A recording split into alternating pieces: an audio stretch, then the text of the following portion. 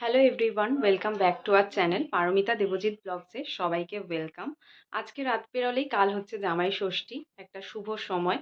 আর এই বছরে জামাই ষষ্ঠীটা পড়েছে স্যাটারডে সানডে, যেহেতু কাজুর পাপার ছুটি থাকে, সেই জন্য কাজুর দিদা এবার ডিমান্ড করেছে, কাজুর এবার ফার্স্ট টাইম বলে, যে বাড়িতে গিয়ে 2 দিন কাটাতে হবে। সেইভাবে আমরা বাড়িতে যাই, ঘুরে চলে আসি, সেইভাবে রাত কাটাই না বা কোথাও থাকতে যাই না, কারণ এখন ছেলেকে নিয়ে কোথাও যাওয়া মানে প্রচুর জিনিসপত্র গুটিয়ে গাটিয়ে নিয়ে যাওয়া। কোনোটা যদি মিস হয়ে যায় তাহলে সেটা আবার সেখানে গিয়ে নতুন করে কিনতে হয়। তো অনেক কিছু গুজগাজ করে নিয়ে যাওয়া মানে যেতে হয় বলে আমাদের একটু ঝামেলাই মনে হয়। বাড়িতেই থাকা পছন্দ করি সেই জন্য। আর মাঝে মধ্যে ঘুরতে যাই।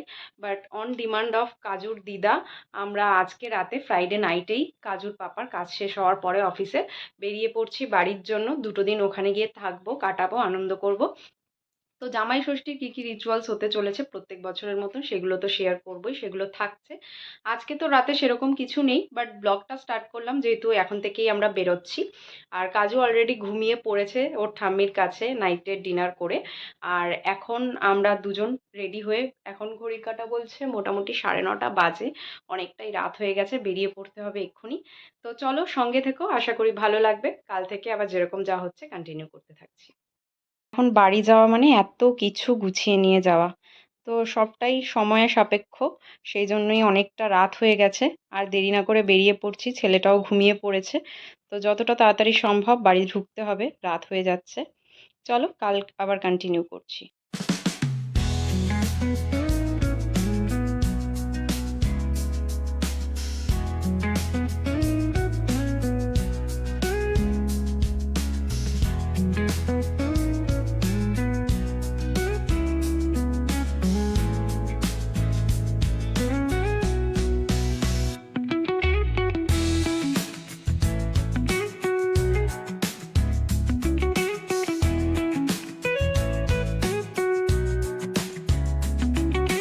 এই যে বাড়িতে এসে আমরা চেঞ্জ করে নিয়েছি, আর উনি একটা ছোট্ট পাওয়ার ন্যাপ নিয়ে উঠেছেন, অনেকখানি এনার্জি নিয়ে। এখন তো আর সহজে ঘুম আসবে না রাতে, বাট ডিনারটা করে নিতে হবে তাড়াতাড়ি, তারপর ওকে নিয়ে শুইয়ে দেবো আবার। তো চলো কাল থেকে আবার কন্টিনিউ করছি। একদম রেডি হয়ে গেছি ষষ্ঠীর জন্য, যদিও কাল থেকে বাড়িতে আছি, বাট তারপরেও লেট।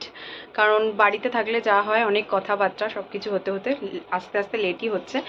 আর যাই হোক, ছেলে আজকে এখনও ঘুমিয়ে পড়েছে আবারও। আমি স্নান করে রেডি হতে হতে মা ওর ষষ্ঠীটা করে দিয়েছে, সেটা তোমাদেরকে দেখাতে পারলাম না, বিকেলবেলা ওকে উঠলে তারপর দেখাবো। আমি আর দেবজিৎ একই রকম ম্যাচিং পরেছি আজকে। এটা আমার প্রি ওয়েডিংয়ের শাড়ি, একদিন মাত্র পরেছিলাম, তারপরে আজকে আবার সেকেন্ড টাইম পরলাম। খুব হালকা পাতলা শাড়ি, কারণ এখানে প্রচণ্ড গরম। তো যারা কলকাতায় থাকো তারা তো জানোই, যারা কলকাতার বাইরে থেকে দেখছো তাদের জন্য জাস্ট বললাম।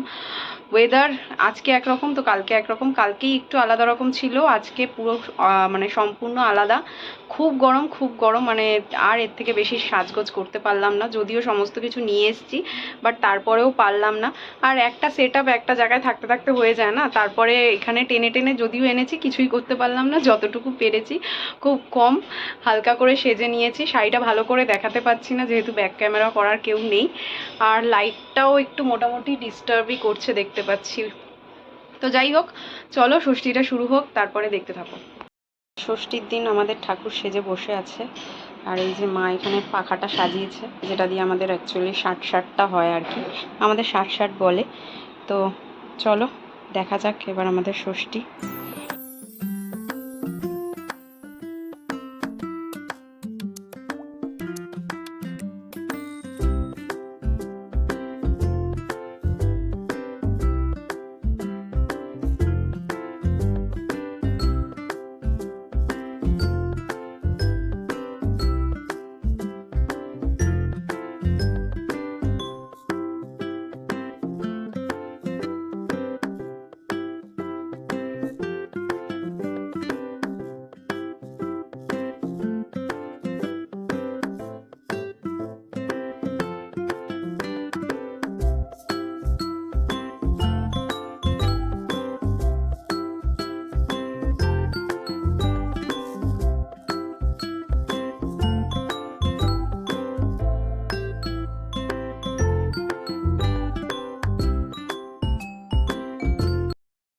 বাড়িতে যখন ক্যামেরাটা ধরে দেওয়ার মতন কোনো লোক থাকে না, তখন আমি ঠিক এরকমই যে কোনো একটা সাইড থেকে ক্যামেরাটাকে রেখে তারপরে আমরা বসে পড়ি, যাতে সবাইকে একসাথে ফ্রেমবন্দি করা যায়।